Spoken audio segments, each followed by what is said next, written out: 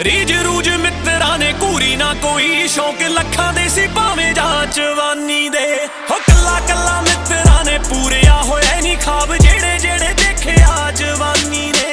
ਕੱਲਾ ਕੱਲਾ ਮਿੱਤਰਾਂ ਨੇ ਪੂਰਿਆ ਹੋਇਆ ਨੀ ਖਾਬ, ਜਿਹੜੇ ਜਿਹੜੇ ਦੇਖਿਆ ਜਵਾਨੀ ਨੇ। ਮੌਕਿਆਂ ਤੇ ਬੜੇ ਹੋਇਆ ਚੜੇ ਹੋਇਆ ਬੰਪਰਾਂ ਤੇ, ਰੰਗ ਕੀਤੇ ਗੂੜੇ